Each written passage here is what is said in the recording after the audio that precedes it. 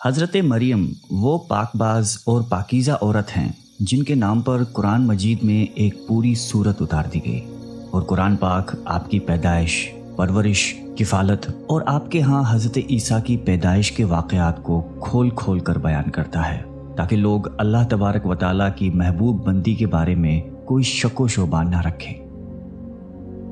حضرت مریم علیہ السلام حضرت داؤد علیہ السلام کی نسل سے تعلق رکھتی ہیں۔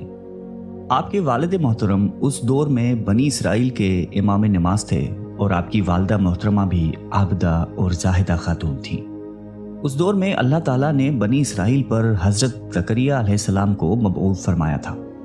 جب حضرت مریم علیہ السلام کے والدہ کے ہاں اولاد نہیں تھی تو انہوں نے اللہ کے نام پر یہ نظر مانی کہ اگر ان کے ہاں اولاد ہوئی تو وہ اسے بیت المقدس کی خدمت کے لیے وقف کر دیں گی۔ اس وقت کے رواج کے مطابق جو لڑکا اللہ تعالیٰ کے نظر کر دیا جاتا وہ نہ تو شادی کرتا تھا اور نہ ہی دنیاوی مشاغل میں دلچسپی لیتا تھا، صرف عبادت گاہ کی خدمت کرتا اور خود عبادت میں مشغول رہتا تھا۔ حضرت بی بی مریم کی والدہ نے بھی بیٹے کے عطا کرنے کی دعا اس لیے کی تھی کہ رواج کے مطابق عبادت گاہ کی خدمت کے لیے تو صرف لڑکوں کو قبول کیا جاتا تھا، لڑکیوں کے لیے یہ اجازت نہیں تھی۔ چنانچہ بیٹے کی جگہ جب بیٹی پیدا ہوئی تو ماں کو یہ فکر ہو گئی کہ اس کی نظر قبول نہیں ہوگی، کیونکہ دستور کے مطابق لڑکی نظر کرنے کی ممانعت تھی۔ اسی کشمکش میں اللہ تعالیٰ سے یہ دعا کی کہ اے رب، میں نے تو لڑکے کی درخواست کی تھی،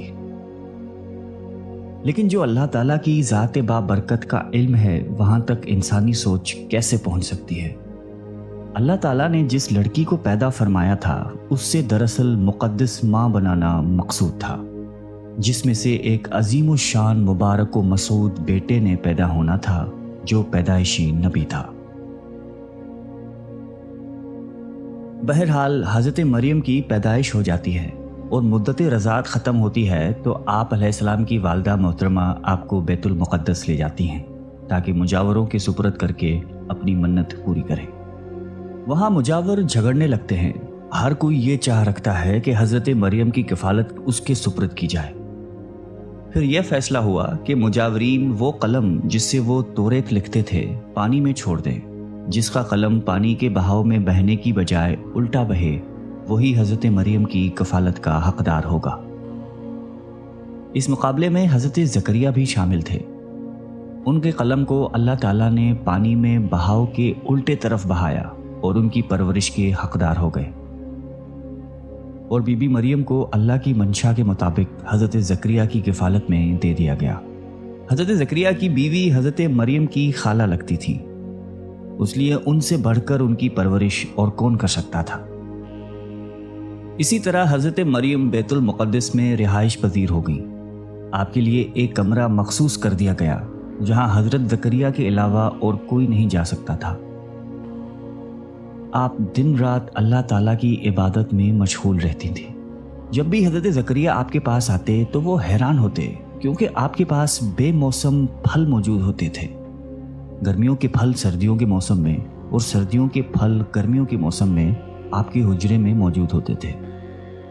حضرت زکریا کی حیرت بجا تھی، تبھی حضرت مریم سے پوچھا کہ یہ پھل کہاں سے آتے ہیں، کون دے کر جاتا ہے آپ کو؟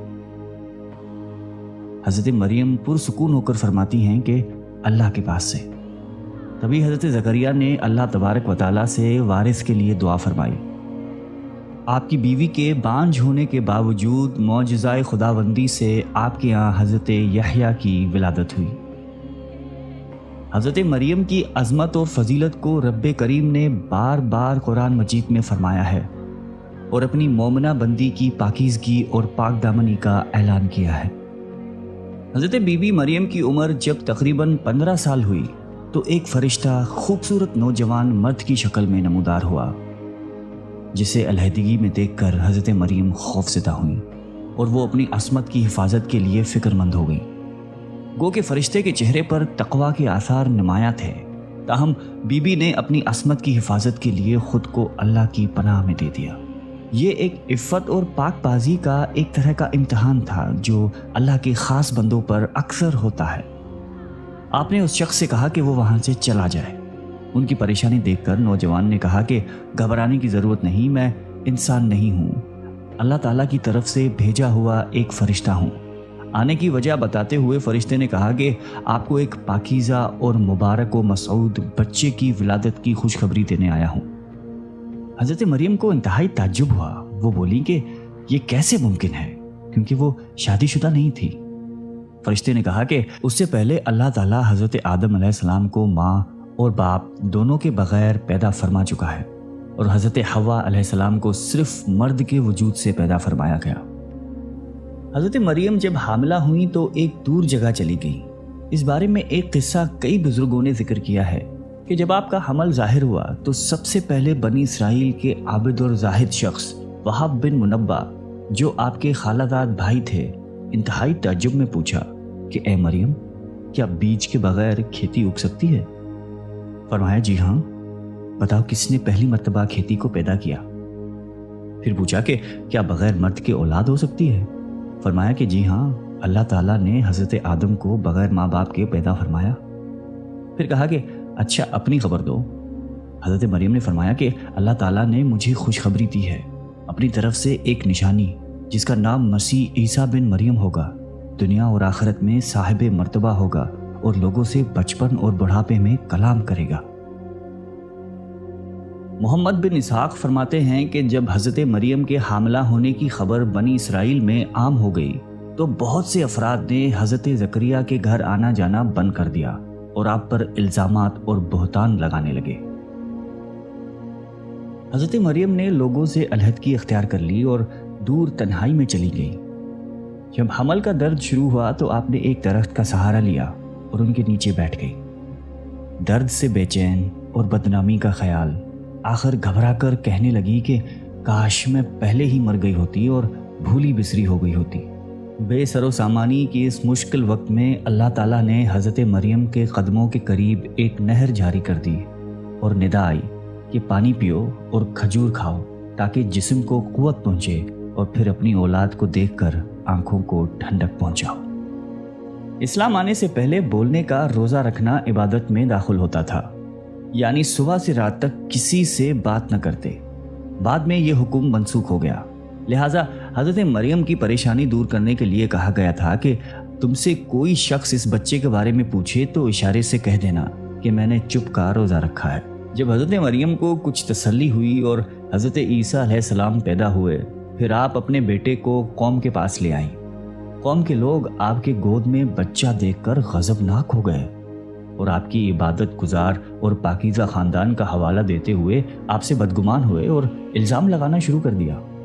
جب حالات بہت تنگ ہو گئے اور سوچ سمجھ کے دروازے بھی بند ہو گئے، صرف توکل کا مدار اللہ کی ذات ہی رہ گئی، تب حضرت مریم نے بچے کی طرف اشارہ کرتے ہوئے کہا کہ اس بچے سے بات کر لو، تمہارے سارے سوال کے جواب یہ بچہ دے گا۔ سرکش لوگوں نے کہا کہ بھلا یہ دودھ پیتا بچہ ہمارے سوالوں کے جواب کیسے دے گا، ہم کیوں کریں اس سے گفتگو؟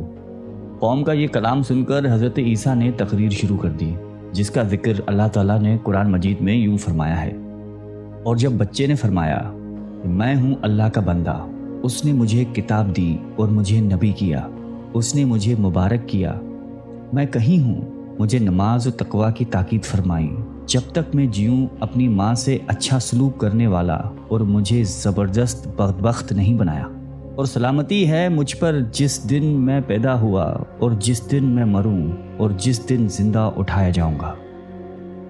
حضرت عیسیٰ علیہ السلام کی زندگی کے متعلق اسرائیلی روایات میں بے شمار واقعات موجود ہیں۔ ان میں سے ایک انجیل میں ہے جو حضرت وہب بن منبع سے مقتول ہے۔ حضرت عیسیٰ کی ولادت کے شب فارس کے بادشاہ نے آسمان پر ایک نیک ستارہ روشن دیکھا۔ نجومیوں سے دریافت کیا تو بتایا گیا کہ اس ستارے کا طلوع کسی عظیم الشان ہستی کی پیدائش کی خبر دیتا ہے جو ملک شام میں پیدا ہوئی ہے۔ بادشاہ نے خوشبوؤں کے عمدہ تحفے دے کر ایک وفد کو ملک شام روانہ کیا۔ ملک شام پہنچ کر وفد نے یہودیوں کے بادشاہ سے تمام حالات دریافت کرنا چاہے۔ وفد کے زبانی واقعہ سن کر بادشاہ گھبرایا اور پھر وفد کو اجازت دے دی کہ وہ بچے کے متعلق معلومات حاصل کر لیں۔ بارسیوں کے اس وفد نے بیت المقدس پہنچ کر حضرت عیسیٰ کو دیکھا، رو سجدہ تعظیم کیا اور چند روز وہاں قیام کیا۔ اسی دوران اس وفد کے بعض آدمیوں نے خواب میں اپنے بادشاہ کو اس بچے کا دشمن دیکھا۔ ان لوگوں نے حضرت مریم کو اپنا خواب سنایا اور مشورہ دیا کہ اس بچے کو کسی محفوظ جگہ لے جائیں۔ اس کے بعد حضرت مریم حضرت عیسیٰ کو لے کر مصر چلی گئی۔ جب حضرت عیسیٰ کی عمر مبارک 13 سال ہوئی تو بیت المقدس واپس آ گئی۔ بخاری شریف میں حضرت عبادہ بن صامت رضی اللہ تعالی عنہ سے مروی ہے کہ رسول اللہ صلی اللہ علیہ وآلہ وسلم نے فرمایا کہ جس نے گواہی دی کہ اللہ کے سوا کوئی معبود نہیں، وہ اکیلا ہے، اس کا کوئی شریک نہیں، اور محمد صلی اللہ علیہ وآلہ وسلم اللہ کے بندے اور اس کے رسول ہیں، اور عیسیٰ اللہ کے بندے اور رسول ہیں جن کو اللہ نے مریم کی گود میں ڈالا اور اس کی روح ہیں، اور جنت حق